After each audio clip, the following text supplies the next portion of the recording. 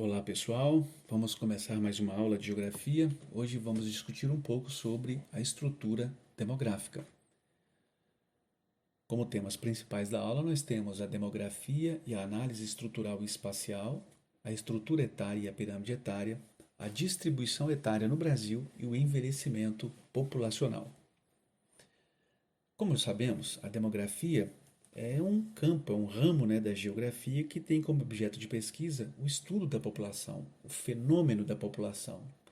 E esse estudo ele pode ser feito, estruturado a partir de dois tipos de análises, a análise estrutural e a análise espacial. A análise espacial diz respeito à distribuição da população no espaço, ou seja, a sua localização, aos fatores diversos que determinam onde essa população, enfim, por onde é que ela se espalha ou se concentra, os processos migratórios, entre outros elementos. Já a análise estrutural, que é o objeto dessa aula, ela se fundamenta nos indicadores demográficos, como, por exemplo, as taxas de natalidade e de mortalidade, o crescimento vegetativo, a longevidade, a fecundidade, entre outros indicadores. Então, partindo da análise estrutural, nós temos a estrutura etária. A estrutura etária, que é a estrutura da população fundamentada na distribuição das idades, ou seja, em grupos de idades. Quando é realizada a análise de uma população, perdão, do ponto de vista estrutural, nós temos a estrutura etária, a estrutura de gêneros, que separa homens e mulheres, né? E também a estrutura setorial, ou seja, a distribuição da população economicamente ativa pelos setores da economia. Esse tipo de informação de estrutura etária, de estrutura de idades, ela é necessária e de interesse tanto de governos quanto dos setores privados. Governos, por exemplo, têm as suas ações efetivadas a partir dos estudos que são feitos sobre a demanda da população. E os grupos de população com diferentes idades exibem demandas diferentes. Por exemplo, os mais jovens demandam escola, demandam creche, os adultos demandam a produção de empregos, a de oportunidades de aprendizagem profissional, enquanto que os idosos, né, a parcela mais idosa da população, demanda, por exemplo, digamos, sistemas de previdência, sistemas de saúde que os atenda e por aí vai, né? Do mesmo modo, os setores privados também fundamentam as suas ações, muitas vezes tendo em vista essa estrutura etária, ok? Seguindo adiante, nós temos que observar que a estrutura etária ela varia de acordo com a conveniência de cada país. Na verdade, a estrutura etária, a classificação dessa estrutura etária varia de acordo com essa conveniência. Ou seja, à medida que os países vão mudando essa estrutura, governos vão também modificando a maneira pela qual essa população é classificada. Por exemplo, Brasil e Estados Unidos usam a mesma divisão etária, com os números que podemos observar aqui na tabela, ao passo que a ONU e muitos países do mundo utilizam outros tipos de números, ou seja, números menos avançados para cada faixa etária. Por exemplo, compare a estrutura etária da ONU com a estrutura etária do IBGE, adotada aqui no Brasil e também nos Estados Unidos, os mesmos números, digamos, na população idosa. Para o IBGE, é idoso o indivíduo que tem 65 anos ou mais. Já para a ONU, 60 anos ou mais. Então, isso varia de acordo com a conveniência de cada país. Naturalmente, essa conveniência está atrelada ao tipo de economia que o país tem, está atrelada à situação demográfica que o país apresenta na estrutura de transição demográfica, não é isso? Então, é algo bastante interessante de ser pensado. Quando se analisa a pirâmide etária, a estrutura etária, nós temos aí diagramas, né? Ou seja, gráficos, pirâmides, como são popularmente chamados, esses elementos que representam, que simbolizam cada uma dessas estruturas. Elas apresentam a distribuição da população por faixas etárias e também por gêneros, como a gente pode perceber a um lado de cada gráfico que representam os homens e outro que representam a população das mulheres. Toda pirâmide ela tem algumas partes, digamos assim, muito bem definidas: o topo, o corpo, a base e dois tipos de eixos. Bom, com relação ao eixo vertical, é o eixo que mostra as faixas de idade. Os eixos horizontais, um feminino, outro masculino, mostra o número total de pessoas por faixa etária. A base da pirâmide, ela nos dá informações sobre a população mais jovem, o corpo da pirâmide sobre a população adulta e o topo ou ápice da pirâmide sobre a população idosa, ok? Se a gente enxergar um pouco mais de perto cada uma dessas pirâmides, nós temos que o alargamento da base é indicativo de alta natalidade e de alta participação da população jovem no total de uma população. O estreitamento da base indica exatamente o contrário, ou seja, taxas de natalidade reduzidas, né, e menor participação da população jovem. Na mesma pirâmide, a gente pode observar aqui o fato de que o corpo da pirâmide ele é indicativo, ele fornece dados sobre a população adulta.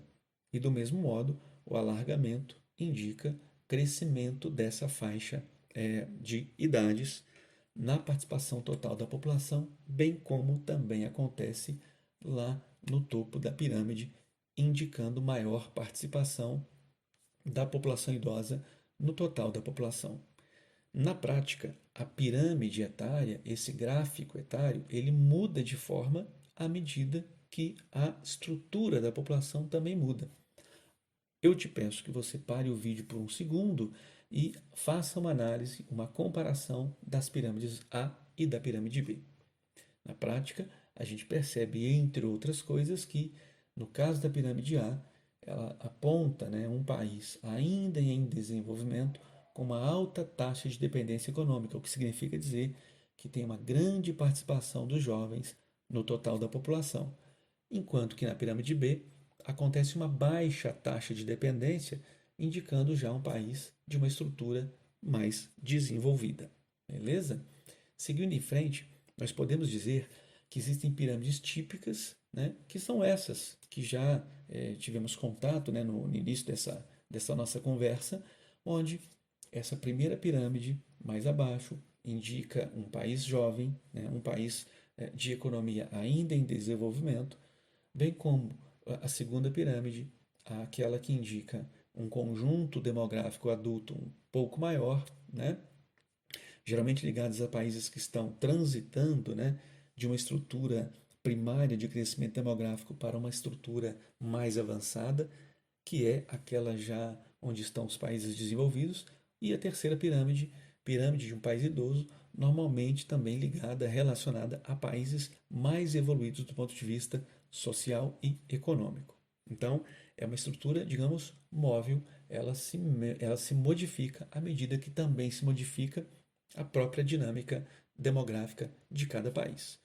Uma pirâmide rejuvenescida, que é uma pirâmide atípica, normalmente ela representa países que estimulam a natalidade e a população efetivamente amplia, né, a base da pirâmide, aumentando assim o número de filhos que cada casal acaba produzindo.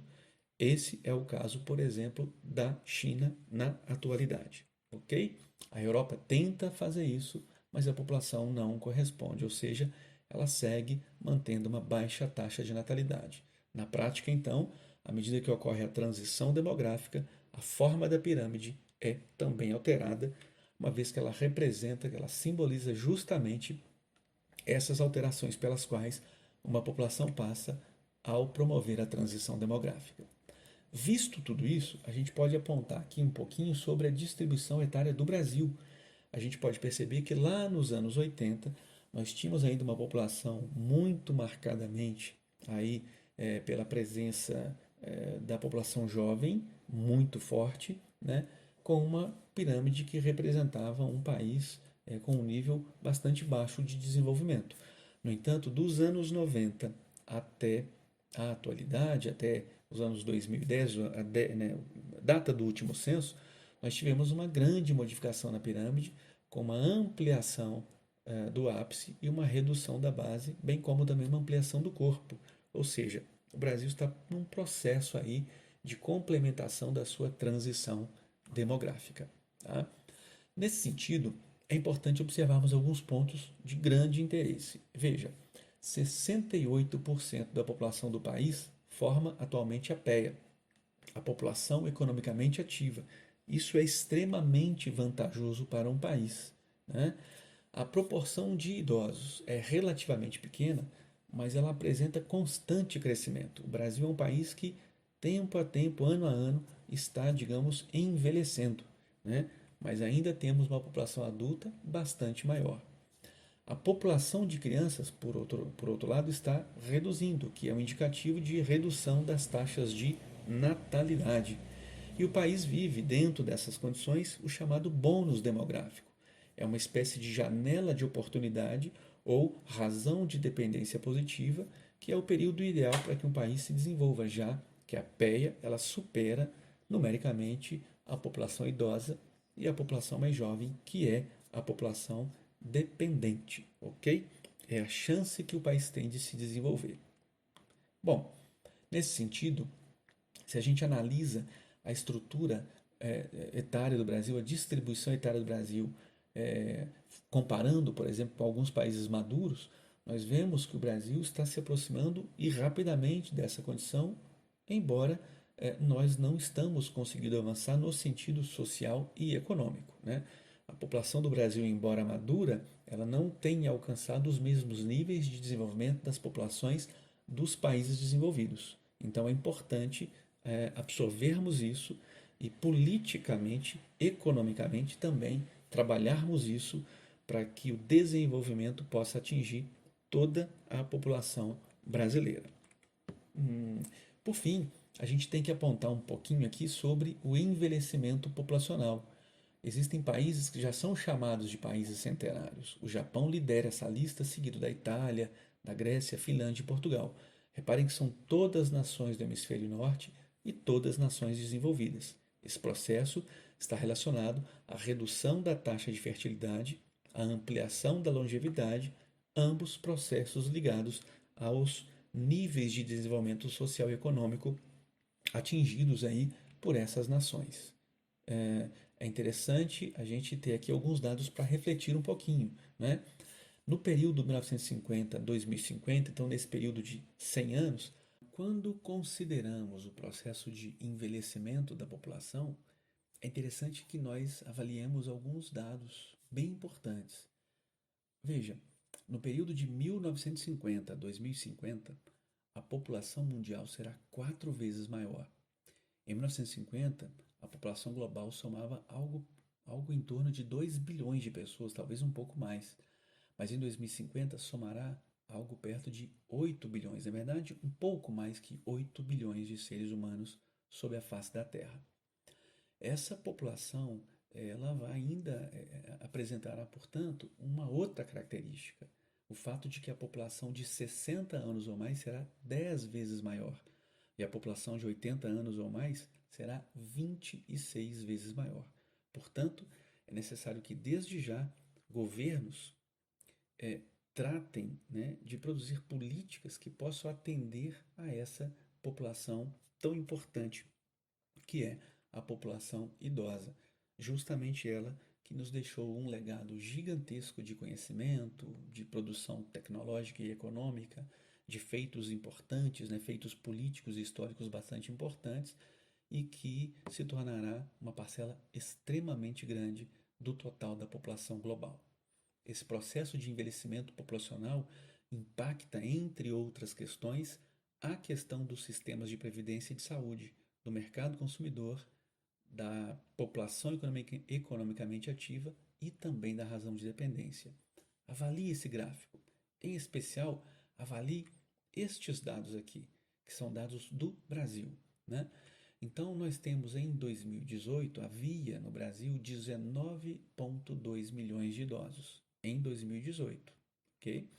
E em 2033, essa população de idosos representará 14% do total da população brasileira, de tal modo que em 2047 seremos 233 milhões de brasileiros, tendo em 2062 28%, na verdade quase 30% da população do Brasil na condição de população idosa, ok? Então isso aponta uma ampla necessidade da produção de políticas governamentais que possam se dirigir novamente a essa população, ok? Até porque o Brasil, que é um signatário da ONU, é um país que assinou, né, lá em 2015 os chamados Objetivos do Desenvolvimento Sustentável. E entre eles está ali o de número 3, que é o de promover a saúde e o bem-estar a toda a população indistintamente, ou seja, de maneira que atinja todas as pessoas em todas as condições, inclusive a condição de idade. Ok? Bom, moçada, peço então que vocês, assim que terminarem essa aula, anotem todo o conteúdo em seu caderno, façam a leitura da apostila ali na frente B, no capítulo 2, das páginas 70 a 78. Utilizando o aplicativo Bernoulli Play, acesse o conteúdo, né, o Bcast, né, na página 70, né, uma espécie de podcast feita aí pelo Bernoulli, né, com esse código 8L5M, basta você usar o Bernoulli Play, fazendo também os exercícios de aprendizagem das páginas 72, 73 e 77, e claro, em seu caderno anotando suas dúvidas, seus apontamentos, suas opiniões, para que em breve nós possamos então ampliar esse debate de hoje, ok? Obrigado, gente, e eu deixo aqui um forte abraço a todos. Tchau, tchau.